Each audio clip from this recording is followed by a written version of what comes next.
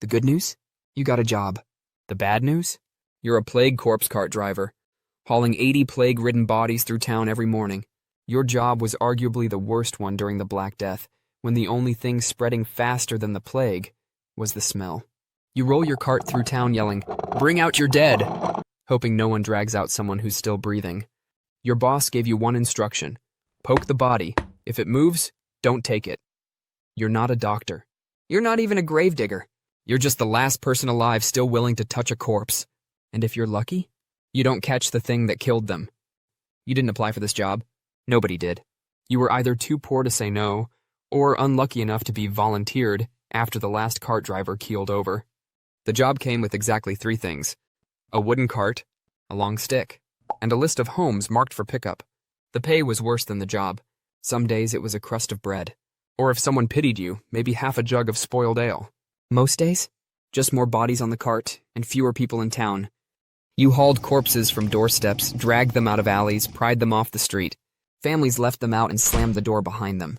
No gratitude, no words, just fear. To them, you weren't a worker. You were the sound of death rolling past their house. When you reached the first body, you didn't touch it, not right away. First, you poked it with your stick, just like you were told. If it groaned, blinked, or gasped, you had a decision to make. Pick it up and take your chances, or sprint back to the cart and hope it didn't follow. Some bodies were bloated and purple, others were half melted in the sun. Most were covered in oozing black boils, and worse yet, some were already missing pieces. The cart leaked. Every bump in the road left a trail of plague juice behind you. Flies followed. Rats followed the flies. And fleas followed the rats, which meant the plague followed you. Every stop you made, the stench got stronger. Rot, bile, heat. Thick enough to chew. They said flowers might help. They didn't. It soaked into your clothes. It clung to your hair. It lived behind your eyes and under your nails. By nightfall, you could clear a street just by turning the corner. There were way too many bodies.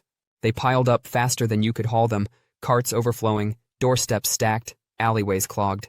If your cart hit a rut or the axle cracked, it could flip in the middle of the street, spilling 200 pounds of corpses into the road. Not ideal, especially if it happened during lunch hour. People didn't just leave the bodies. They looted them. Jewelry, shoes, whatever wasn't nailed down. And yeah, let's be honest, if you saw a ring hanging off a finger, you probably didn't ask for permission. Not every corpse stayed still. Some twitched. Some convulsed. Some even sat up. Maybe it was just gas. Maybe just nerves. But if one ever started humming, you were jumping off the cart and setting the whole thing on fire. Then came the ones that weren't even corpses yet. Sometimes families would pay you extra just to look the other way while they snuck a still-breathing relative into your cart. One less mouth for them to feed. One more reason you might be dead by Friday. Once the cart was full, you rolled it out past the edge of town to the burial pits.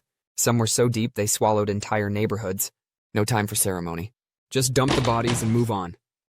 People didn't see a man with a job. They saw a walking plague pit. Some swore you were the Grim Reaper. Others just screamed and threw cabbage. You weren't allowed in markets, churches, or taverns. Not that anyone would sit near you anyway. You weren't a hero, you were a hazard. And the only way out of the job was the job finishing you first. You weren't just hauling the plague.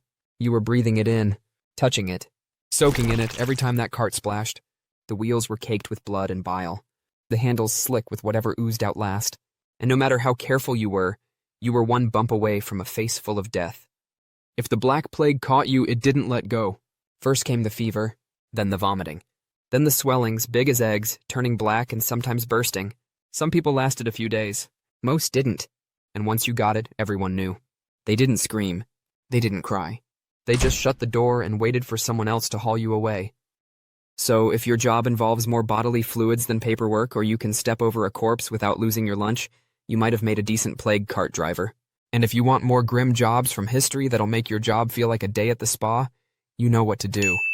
But wash your hands first.